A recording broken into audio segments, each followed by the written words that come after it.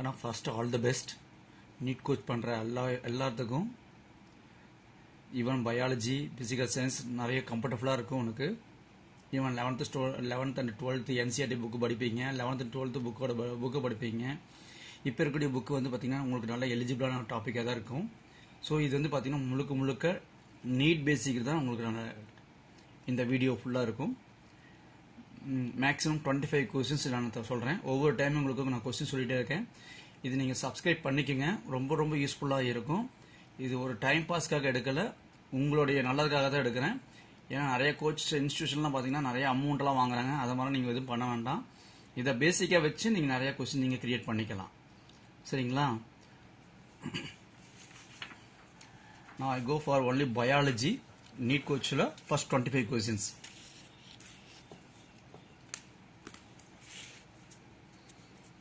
First question first DNA replications. நான் எழுதுற மாதிரி பார்த்தீங்கன்னா போதும், உங்களுக்கு ஐடென்டிஃபிகேஷன் நிறைய ஐடியா கிடைக்கும். சரிங்களா? Replication of DNA first semi conservation experiment. Semi conservations இதை போலவே இன்னொரு டிஎன்ஏவை கிரியேட் பண்ண முடியும் அப்படின்னு கண்டுபிடிச்ச அந்த மெத்தட் வந்து பாத்தீங்கன்னா எக்ஸ்பெரிமெண்ட் எந்த ஆர்கானிஸ்ல கண்டுபிடிச்சாங்க அப்படின்னா இதுல சாரி 1 செகண்ட் அடியர் பாக்டீரியாவில். ஓகேங்களா? Experimental process. இது ஃபர்ஸ்ட் கொஸ்டின். ரெப்ளிகேஷன் ஆகும் டிஎன்ஏ. இது செமி கன்சர்வேஷன்னா இது ஒரு டிஎன்ஏ வந்து ஆஃபா கட் பண்ற மாதிரி, அது அப்படியே டிஎன்ஏ ஃபார்ம் ஆகாத அதோடைய 50% கேரக்டர்ஸ் வந்து ஃபவுண்ட் ஆகும் அப்படின்னு சொல்லி ஃபர்ஸ்ட் ஒரு ஆர்கானிஸை கண்டுபிடிச்சாங்க. அந்த ஆர்கானிஸ் நேம் வந்து பாத்தீங்கன்னா பாக்டீரியா. இதை கொஸ்டின் கண்டிப்பா கேட்பாங்க. உனக்கு ரெப்ளிகேஷன் டிஎன்ஏ, டூப்ளிகேஷன் டிஎன்ஏ எந்த ஒரு டிஎன்ஏ இருந்தாலும் ஃபர்ஸ்ட் ஐடென்டிஃபிகேஷன் பண்ணதுல எதுனா பாக்டீரியாவில் தான். அதுவும் பர்டிகுலரா பாத்தீங்கன்னா என்ன சொல்லலாம்னா பிளாஸ்மிட். இதெல்லாம் ஞாபகம் வச்சுக்கோங்க, பிளாஸ்மிட் அப்படிம்பாங்க. பிளாஸ்மிட் இது ஒரு இன்னொரு கொஸ்டின்ஸ் வரும். வாட் இஸ் அ பிளாஸ்மிட்னு கேட்பாங்க. ஒரு simple answer extra chromosomal number. Chromosomal number சொல்லுவாங்க. இது எதை? பிளாஸ்மிட்ட எக்ஸ்ட்ரா குரோமோசோமல் நம்பர். இது என்ன பண்ணும்? ஒரு பாக்டீரியா செல்லுல சம்பந்தமே இல்லாம ஒரு பெரிபிரல் லேயர்ல ஒரு பெரிய பால் லைக் மாதிரி இருக்கும். That is called plasmid. So எல்லா கன்சர்வேஷன் ரெப்ளிகேஷன் மெத்தடும் இந்த பிளாஸ்மிட் வச்சு தான் நம்ம டிஎன்ஏ கிரியேட் பண்ணுவாங்க, ஆர் இன்க்ரீஸ் பண்ணுவாங்க, ஆர் டிக்ரீஸ் பண்ணுவாங்க. சரிங்களா? ஸோ அது அந்த எந்த ஆர்கான்ஸ் இருக்குன்னா பாக்டீரியாவில் இருக்கு. ஸோ இந்த 2 கொஸ்டின் உங்களுக்கு இதுலயே கவர் ஆயிருச்சு. சரிங்களா? தேர்டு கொஸ்டின் பாருங்க. இப்போ நீங்க 12th புக்ல பாட்னில ஃபர்ஸ்ட் லெசன் எடுத்துக்கிட்டீங்கன்னா, இப்ப இருக்கக்கூடிய 12th புக் 2020 லெசன் நம்பர் 1 எடுத்துக்கிட்டீங்கன்னாவே உங்களுக்கு நிறைய வெஜிடேட்டிவ் கேரக்டர்ஸ் எல்லாம் வரும், ஏசெக்சுவல் கேரக்டர்ஸ் வரும், செக்சுவல் கேரக்டர்ஸ் எல்லாம் வரும். இது எல்லாத்தோடையும் டெஃபினிஷன் இப்ப படிக்க தேவையில்லை, பட் அதனுடைய எக்ஸாம்பிள் படிச்சுக்கோ. இப்ப நான் ஒரு எக்ஸாம்பிள் ஒரே ஒரு பாட்டு கொடுக்குறேன். ஆப்செட். ஆப்செட்டுங்கிறது என்ன? வாட் இஸ் இட்னா இதனுடைய ஸ்டெம்மோ ரூட்டோ அல்லது லீஃப்ல இருந்தோ டெவலப்மெண்ட் ஆகக்கூடிய ஒரு நியூ ஒன் ஆரிஜின். அப்போ ஒரு பாடி செல்ல இருந்து தான் இன்னொரு பாடி செல்ல கிரியேட் பண்றாங்கன்னா அப்படின்னா அந்த செல் டிவிஷனுக்கு பேர் என்ன கேட்கறாங்க? வெரி சிம்பிளா நம்ம மென்ஷன் பண்ணலாம், மைட்டாசிஸ். மைட்டாசிஸ்னா உங்களுக்கு தெரியும் நினைக்கிறேன், சொமாட்டிக் செல்ஸ் சொல்லுவாங்க. சொமாட்டிக் செல்னு சொல்லுவாங்க. இது ஒரு இன்னொரு கொஸ்டின்ஸ். சொமாட்டிக் செல்னாவே நீ மைண்ட் பண்ணிக்கிறது மைட்டாசிஸ் மைண்ட் பண்ணலாம். சரிங்களா? அப்படி இல்ல அப்படின்னா இது என்ன சொல்லலாம்? பாடி செல்னு சொல்லுவாங்க. சோ பாடி செல்னா டைரக்டா என்ன பண்ணிக்கலாம்? ஆப்செட் மியாசிஸ் பண்ணிக்கலாம். அவன் இன்னொரு ஆப்ஷன் ஏதாவது கொடுத்து மியாசிஸ் கொடுத்திருக்கான்னா, மியாசிஸ் ஒரு வேர்டை கொடுத்திருக்கான் அப்படின்னா அங்க ஏதாவது கேமிட் செல்ஸ் இருக்கான்னு பாருங்க. கேமிட்ஸ் உனக்கு தெரிஞ்ச மேல் கேமிட், ஃபீமேல் கேமிட்ஸ் அங்க இருந்தா மட்டும்தான் உனக்கு இந்த ஆப்ஷன் வரும், மியாசிஸ். அதர்வைஸ் டைரக்டா you go for mitosis process. சரிங்களா? இப்போ 4th கொஸ்டின் எப்படி கிரியேட் பண்ற வரைக்கும் உங்களுக்கு சொல்லி தரேன். நீங்க அதை அப்சர்வ் பண்ணீங்கன்னா போதும், அண்டர்ஸ்டாண்ட் பண்ணுங்க, தயவு செய்து சும்மா விட்டுறாதீங்க. அடுத்தது இப்போ ஏபிஓ பிளட் குரூப்னு ஒன்று வருது. ஏபிஓ பிளட் குரூப் இது வந்து என்னன்னா சம் எக்ஸாம்பிளோடு கொடுப்பாங்க. இது பாத்தீங்கன்னா உங்களுக்கு எக்ஸாம்பிள்ஸ் இருக்கும், நம்ம அதை படிப்போம், பட் அது நமக்கு எக்ஸாம்பிள் மைண்ட்ல ஏறாது. அதனால நான் சொல்றேன் ஏபிஓ பிளட் குரூப். இப்போ என்ன சொல்லுவாங்கன்னா சில டைம்ல ஏ பாசிட்டிவ்பாங்க, சிலதுல பி பாசிட்டிவ்பாங்க, சிலதுல ஓ பாசிட்டிவ் சொல்லுவாங்க இல்லைங்களா பிளட் குரூப்ல.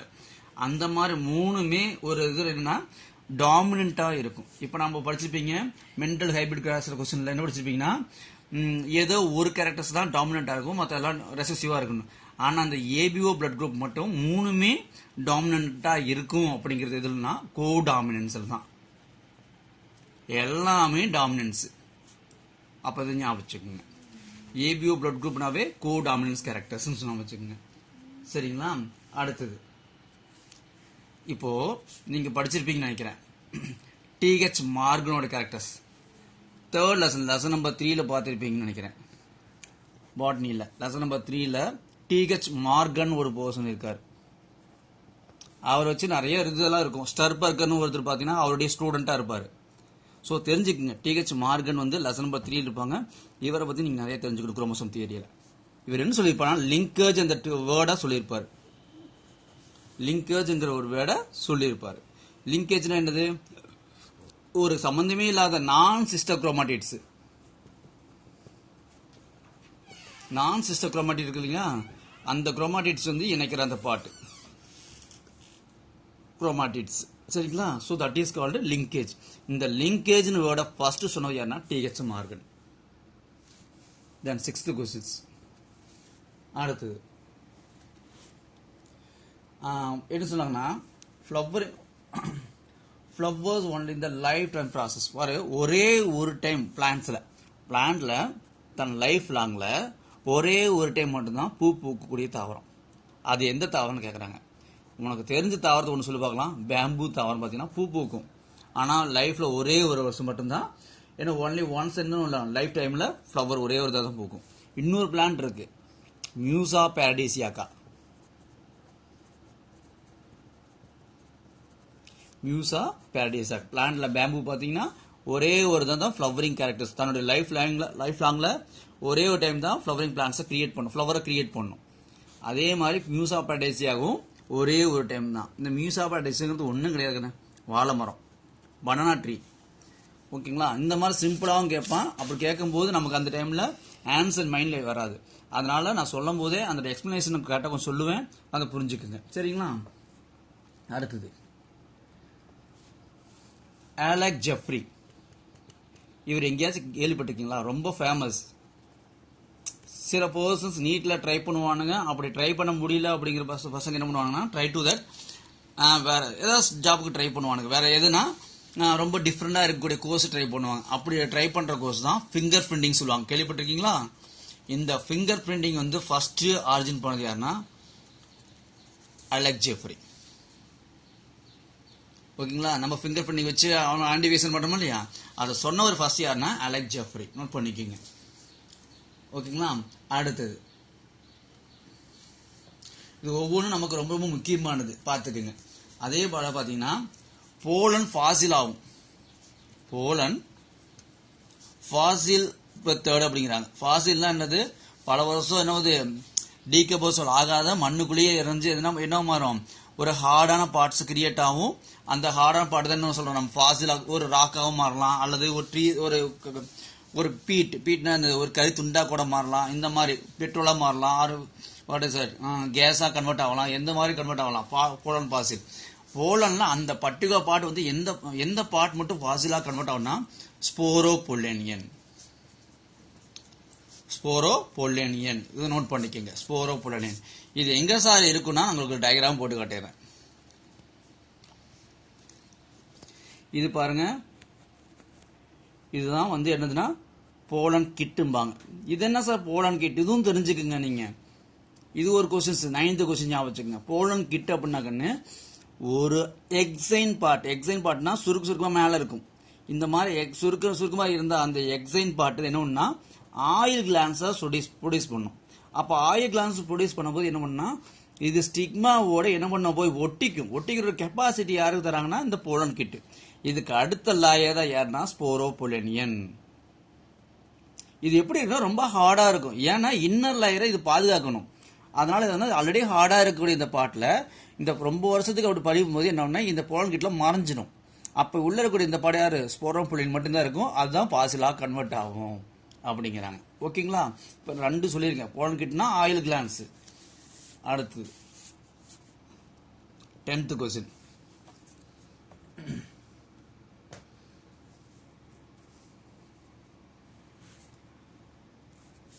So stomatal மூவ்மெண்ட்டுங்கிறாங்க.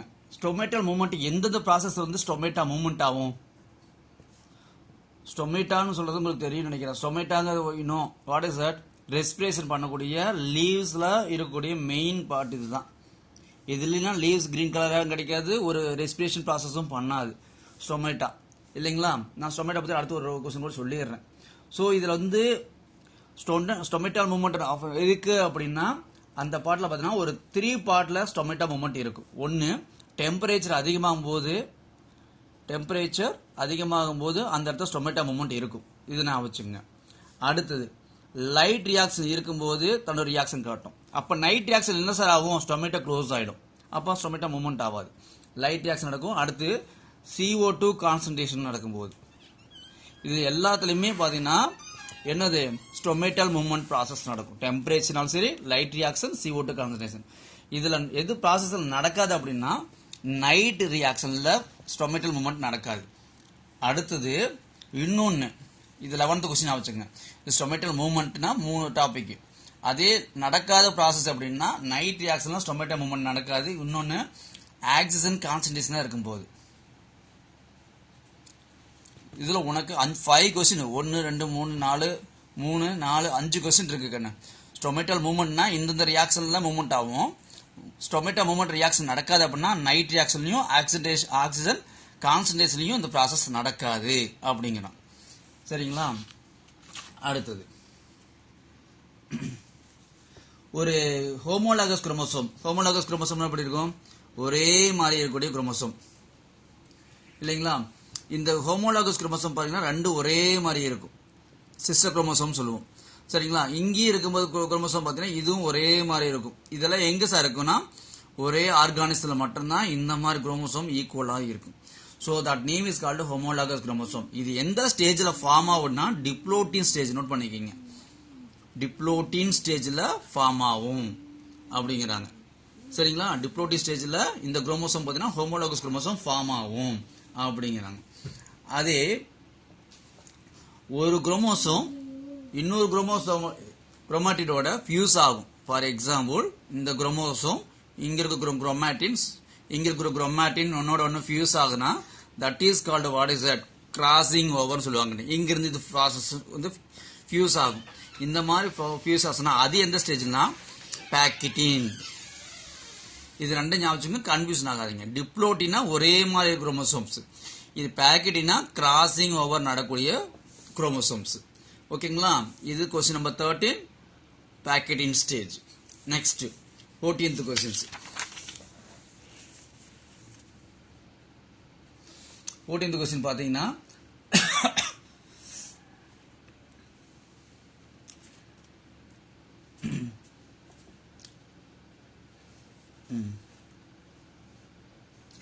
ஒரு ரியாக்ஷன்ல மேபி ஒரு ஏடிபி ரியாக்ஷன்ல இல்ல NADPH ரியாக்ஷன்ல ஆர் ஆக்சிஜன் ரியாக்ஷன்ல கண்டிப்பா நமக்கு போட்டோசிந்தசிஸ் ப்ராசஸ் பண்ணும்போது நமக்கு என்ன தேவை?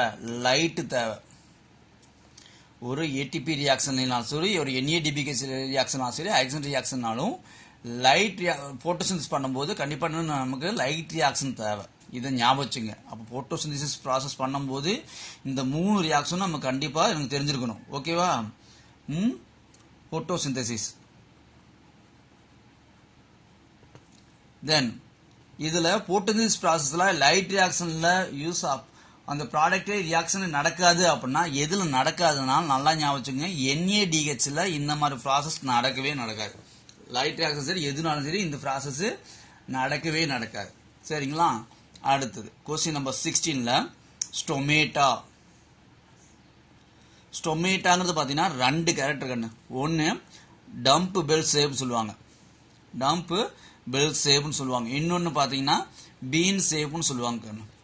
டம்ப் பெல் ஷேப் எங்க அப்படி இருக்கும் அப்படின்னா ஒன்லி ஃபார் மோனோகாட் பிளான்ட். இது ஒரு கொஸ்டின்ஸ்.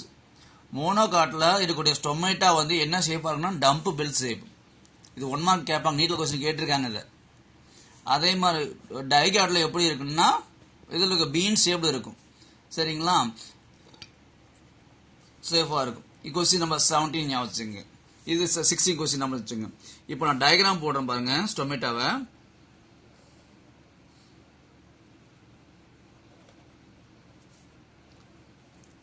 இதுதான் கண்ணா ஒரு ஸ்டொமேட்டோ கேரக்டர்ஸ்.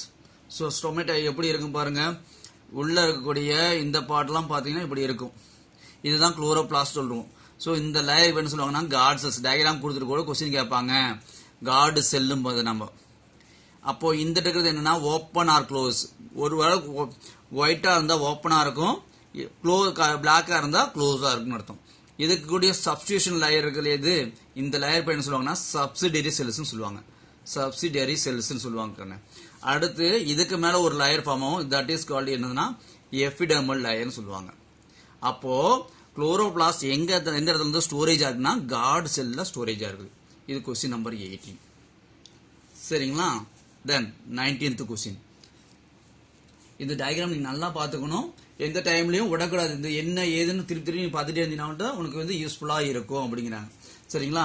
பொதுவாவே வாஸ்குலார் டிஷ்யூ என்ன ஷேப்பா இருக்கும் அப்படின்னா பேரல் ஷேப்பா இருக்கும். நோட் பண்ணிக்கோங்க. இனினா வெட்ஜ் ஷேப்பா இருக்கும். பேரலா இருக்கும், இல்லைன்னா வெட்ஜ் ஷேப்பா இருக்கும். சரிங்களா. Maximum wedge shape. நீங்க பேரல் கூட வேணாம், ஏன்னா அது மேக்சிமம் ரேர் தான், விட்டுருங்க அதை. ஸோ வாஸ்குலார் டிஷ்யூ சொன்னாவே உனக்கு என்னது வெட்ஜ் ஷேப்னு ஞாபகம் வச்சுக்கோங்க. சிம்பிளாவே கொஸ்டின் கேட்பான். அடுத்தது ப்ரோகேரியாட்ஸ் யூகேரியாட்ஸ் படிச்சிருப்பீங்க. ப்ரோகேரியாட்ஸ் யூகேரியாட்ஸ் ஒன்று படிச்சிருப்பீங்க. யூகேரியாட்ஸ்னா உனக்கு தெரியும் மேக்சிமம் என்னன்னு சொல்லுவீங்க. ப்ரோகேரியாட்ஸ்னா பிரிமிட்டிவ் நியூக்ளியஸ் சொல்லுவீங்க, நீனா லேக்கிங் நியூக்ளியஸ் சொல்லுவீங்க, ஏதோ சம்திங். இங்க true nucleus membrane structure everything present தான் யூகேரியாட் சொல்லுவாங்க. யூ அப்படின்னா ஃபர்ஸ்ட் தெரிஞ்சுக்குங்க, ட்ரூன்னு அர்த்தம். ப்ரோனா primitive or lacking or forming, now forming அப்படிங்கிற அர்த்தம் meaning. So karyo means nucleus அர்த்தம்.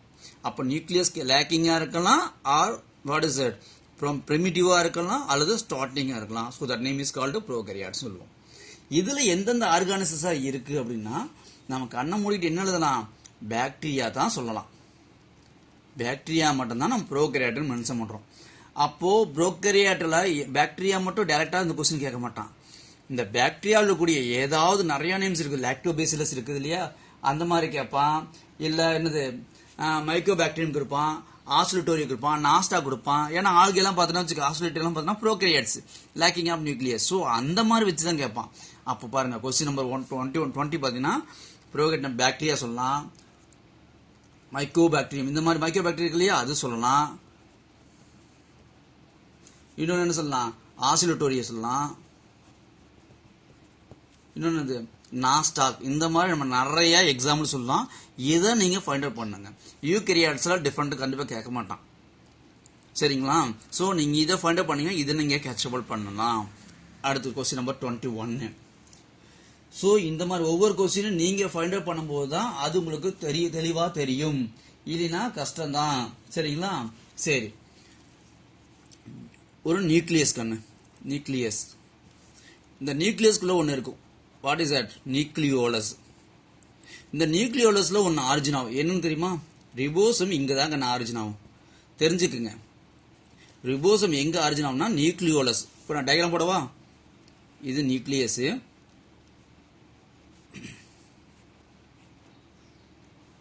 ஓகேங்களா. இதுக்குள்ள பாத்தீங்கன்னா இப்படி இருக்கும், இந்த இடத்துல ஒன்று நியூக்ளியோலஸ் இருக்கும். மற்றெல்லாம் பார்த்தீங்கன்னா குரோமாட்டிக் ரெட்டிகுலஸ் நிறைய சுத்தி இருக்கும். ஸோ இந்த பார்ட்ல தான் இதுக்குள்ளதான் என்னன்னா ரிபோசோம் ஆரிஜின் ஆகும். அப்போ ரிபோசோம் ஆரிஜின் ஆகவே அங்க என்னது ஆர்என்ஏ ஆரிஜின் ஆகும். அப்போ ரிபோசோம் ஆக்டிவா அங்க ப்ராசஸ் இருக்கும்போது என்ன, இது என்ன சிந்தசிஸ் ஆஃப் ஆர்என்ஏ. அப்போ நம்ம ரிபோசோம் எங்க ஆரிஜின் ஆனா நீ கண்ண என்ன எழுதலாம், நியூக்ளியோலஸ். அப்ப டிஎன்ஏ என்ன சார் எங்க சார் ஆரிஜின் ஆகுதுன்னா நீ கண்ண என்ன எழுதலாம், நியூக்ளியஸ் ஆரிஜின் சொல்லலாம். சரிங்களா. அப்போ 21 பாத்தீங்கன்னா நியூக்ளியஸ் வந்து டிஎன்ஏன்னு மென்ஷன் பண்ணிக்கோங்க. நியூக்ளியோலஸ் என்னது ரிபோசோமல் ஆர்என்ஏ. இது கொஸ்டின் நம்பர் 22 ஞாபகம் வச்சுக்கோங்க. அடுத்து 23 கொஸ்டின்ஸ். கோல்கி காம்ப்ளெக்ஸ். கோல்கி காம்ப்ளெக்ஸ் நம்ம ரெண்டு விதமா நேம் சொல்லுவோம். ஒன்னு யாரு கோல்கி காம்ப்ளெக்ஸ் ஒன்று சொல்லிடுவோம், இன்னொன்னு டிக்டியோசோம் சொல்லுவோம். ரெண்டுமே சேம் ஆன்சர் தான். பிளான்ட்ல நம்ம டிக்டியோசோம் சொல்லுவோம், அது சில பேர் தெரியாமே இருப்போம். டிக்டியோசோம் தான் நம்ம பிளான்ட்ஸ் சொல்லுவோம். அனிமல் மட்டும் தான் என்ன சொல்லுவோம், நம்ம கோல்கி காம்ப்ளெக்ஸ் சொல்லுவோம். சரிங்களா, இது நம்ம தெரிஞ்சுக்கணும். இதுக்கு வாட் இஸ் இட்னா, இது கோல்கி காம்ப்ளெக்ஸ் என்ன பண்ணுனா நம்மளுடைய வாட் இஸ் இட் செக்ரீஷன்ஸ், நீங்க சாதாரணமாக நினைச்சுக்கோங்க, நம்ம ஸ்வெட்டிங் செக்ரீஷன் ஆகுது இல்லையா, சுரக்குது இல்லைங்களா, அந்த மாதிரி ப்ராசஸ் நடக்கக்கூடிய இந்த கேரக்டர் பேர் கோல்கி காம்ப்ளெக்ஸ். எல்லாமே எழுதுவாங்க உடனே ஃபேட்டின்னு போட்டு விட்டுருவாங்க. ஃபேட்டிங்லாம் இங்கே போடக்கூடாதுக்குன்னு. ஏன் அப்படின்னா கோல்கி பாடிஸ்ல அதோட அவுட்ல பார்த்தீங்கன்னா வெசிக்கிள் மாதிரி ஒன்று ஃபார்ம் ஆயிருக்கும். அப்போ இது என்ன பண்ணும் அப்படின்னா கோல்கி காம்ப்ளெக்ஸ் செக்ரீஷன் ஆஃப் வெசிக்கிளை செக்ரீஷன் பண்ணும். சரிங்களா, so that name is called what is that Golgi complex. Sir fatty வருமானா, ஃபேட்டி எங்க வரும்னா நல்லா ஞாபகம் வச்சுக்கோங்க, ER எண்டோபிளாசம் ரெட்டிகுலத்துல ஃபார்ம் ஆகும். இப்போ பாருங்க, அது 2 கொஸ்டின் முடிச்சுட்டு உங்களுக்கு க்ளோஸ் பண்ணிடுறேன். 24th questions endoplasmic reticulum. இது ரெண்டா பிரியும், ஒன்னு ஸ்மூத்தா பிரியும், இன்னொன்னு ரஃபா பிரியும் இல்லைங்களா. ஸோ இந்த ஸ்மூத்தா பிரியக்கூடிய இந்த இதில் பார்த்தீங்கன்னா ஃபேட் என்னன்னா செக்ரிகேஷன் நடக்கும். அப்போ கோல்கி பாடிஸ்ல செக்ரிகேஷன் நடக்காது. எண்டோபிளாஸ்மிக் ரெட்டிகுலத்துல ஸ்மூத்ல தான் ஃபேட் செக்ரிகேஷன் நடக்கும்.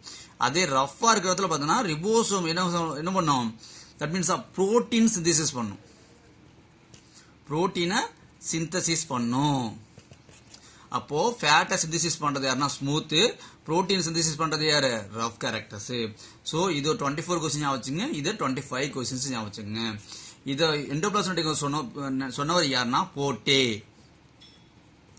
மறந்துடாதீங்க. ஓகேங்களா, இது 25 கொஸ்டின்ஸ் ஞாபகம் வச்சுங்க, மறந்துடாதீங்க. ஓகேங்களா, தேங்க்யூ கண்ணா. Next class I will say for after 25 questions. Okay, thank you.